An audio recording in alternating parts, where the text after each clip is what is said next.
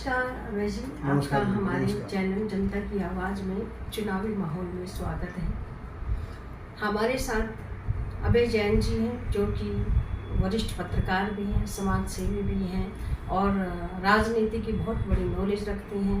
बहुत सारे चुनाव में इनकी अहम भूमिका रही है। समाज में, जैन समाज में, वैश्य समाज में, अग्रवाल समाज में, 36 बिरादरी में, यानी कि कोई ऐसा वर्ग नहीं है जो इनसे परिचित ना हो। आइए बात करते हैं।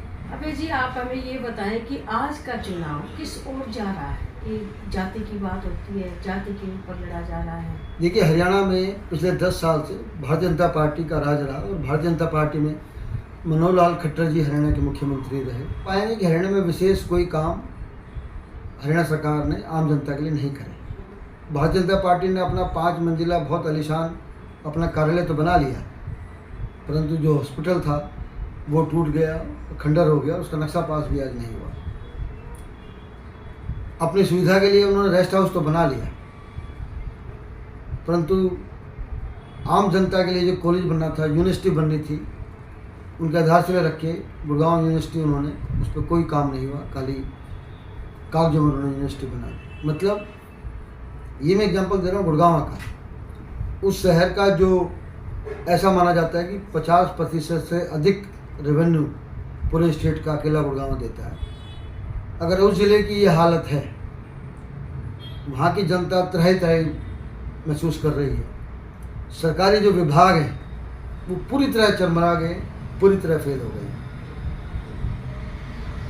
इसीलिए अब जो आम जनता है उन्होंने एक मन बना लिया कि हम भारतीय जनता पार्टी को वोट देंगे। अब दूसरी पार्टी हमारे यहाँ क्योंकि कांग्रेस है, आप पार्टी अपने आप को एस्टेब्लिश नहीं कर पाई। तो ऐसा नहीं कि बीजेपी फेल हो गई और कांग्रेस ने कुछ कर दिया तो कांग्रेस को वोट दे दें। कांग्रेस भी पूरी तरह फेल है, परंतु आम जनता को ऐसा लगता है कि 10 साल में भारतीय जनता पार्टी ने कुछ नहीं करा, तो चलो फिर कांग्रेस को वोट ही दे दें। तो अभी मुझे ऐसा लगता है हरियाणा में पूरी तरह से कांग्रेस का माहौल है, और वो माहौल कांग्रेस की उपलब्धियों, कांग्रेस का एजेंडा, कांग्रेस की कार्यप्रणाली, कांग्रेस नेताओं के कारण नहीं है।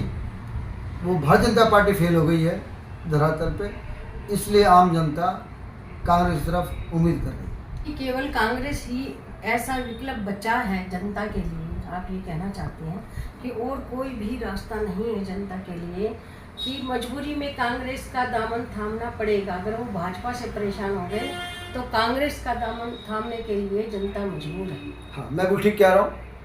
मतलब कि वो कांग्रेस को कोई ऐसा नहीं है कि वो उनकी चॉइस है, मतलब मजबूरी सी बन गई है। और जहाँ भी हरियाणा में मजबूत इंडिपेंडेंट कैंडिडेट हैं, वहाँ इंडिपेंडेंट कैंडिडेट आगे आ रहे हैं।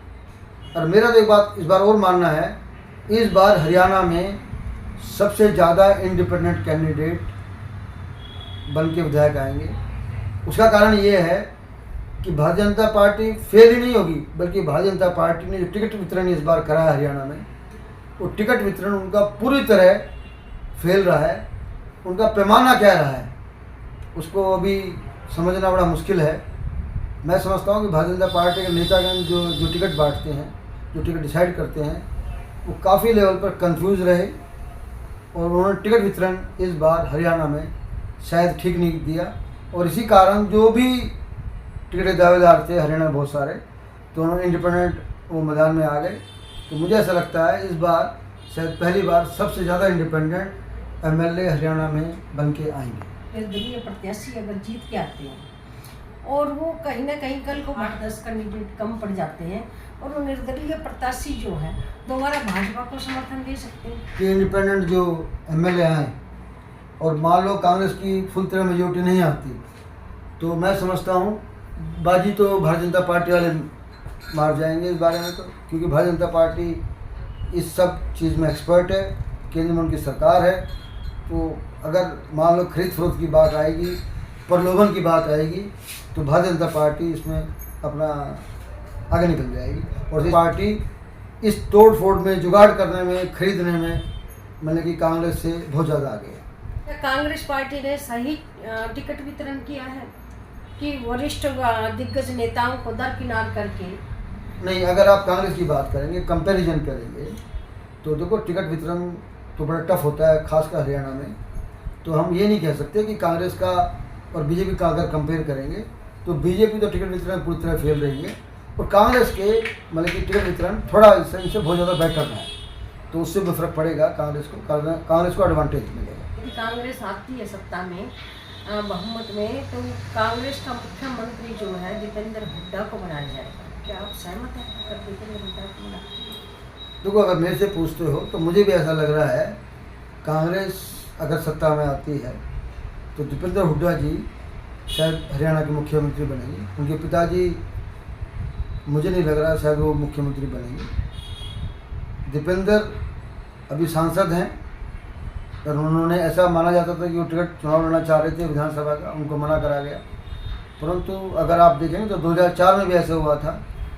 भूपेंद्र सिंह हुड्डा उनके पिताजी विधायक नहीं थे, पर फिर भी वो मुख्यमंत्री बने। ये सेम फार्मूला दोबारा 2024 में भी खूब हो सकता है। हरियाणा में अगर कांग्रेस में हुड्डा परिवार से कोई बनेगा तो शायद सबसे ज़्यादा प्रबल दावेदार दीपेंद्र हुड्डा ही होंगे। शायद भूपेंद्र जी को ना बना के नेतागण तो फॉर्मेलिटी होती है, ये सब हरियाणा में या पूरे देश में जो मुख्यमंत्री का जो पद है वो दिल्ली में बैठे नेतागण तय करते हैं।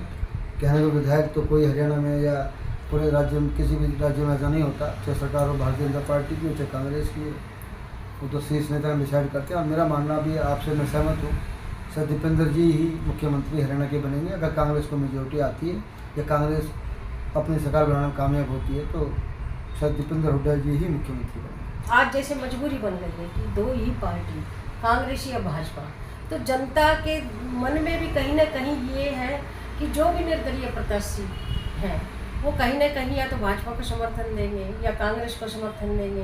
कुछ ऐसे भी हैं जिनको भाजपा के नाम पर ही जिताना चाहती है जनता, कि इनको जिताएंगे तो ये भाजपा में ही जाएंगे, भाजपा के जो बागी चुनाव। ये थोड़ा टफ